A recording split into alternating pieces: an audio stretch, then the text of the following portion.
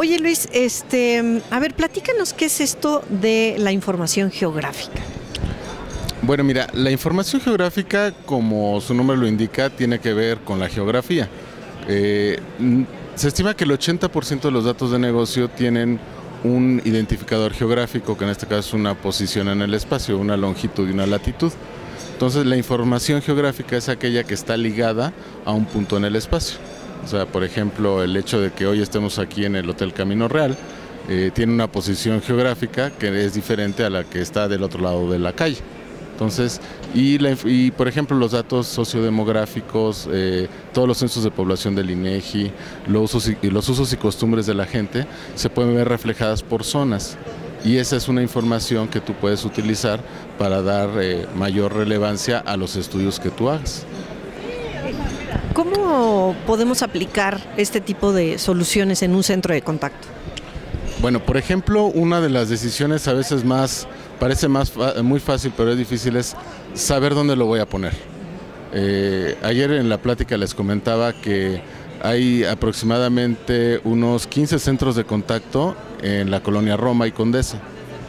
Y está la saturación que llega a un punto en el que la misma gente se pasa de un centro de contacto al otro por una cantidad mínima.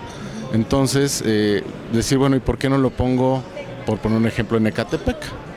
Y cuando tú piensas en Ecatepec, dices, bueno, lo primero que te da a la cabeza es vías de acceso, el tipo de población que hay, si hay escuelas que se relacionan con el perfil que tú estás buscando en un operador, y eso es lo que te determina dónde debes de poner un centro de contacto.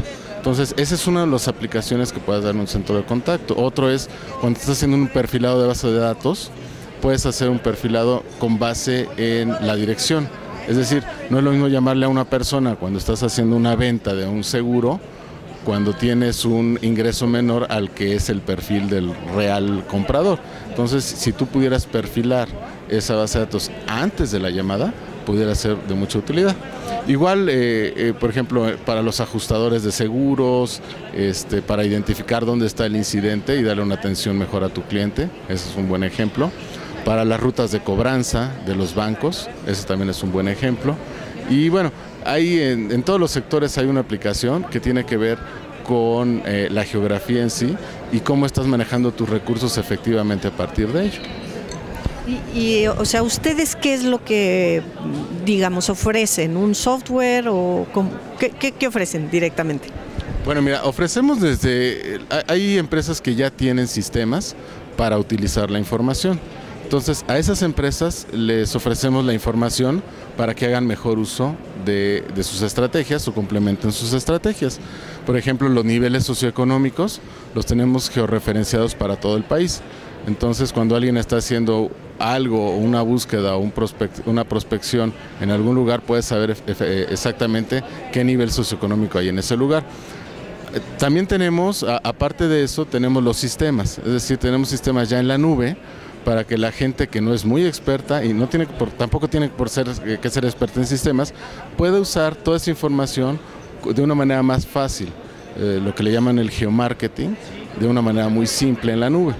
Y para aquellas empresas, incluso para call centers pequeños o pymes, también ofrecemos servicios, es decir, no tienen que adquirir nada, sino, por ejemplo, lo que me preguntabas de dónde pongo mi call center, es un estudio que nosotros ofrecemos y que lo único que nos tienen que decir es qué factores están buscando y nosotros ubicamos en todo el territorio nacional cuál es el lugar que más se acerca a esos perfiles que andas buscando o a esos elementos que andas buscando.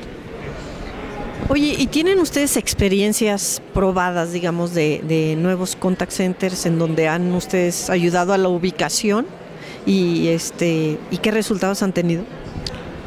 Pues mira, no sé si se vale decir aquí hacer comerciales o no. Sí.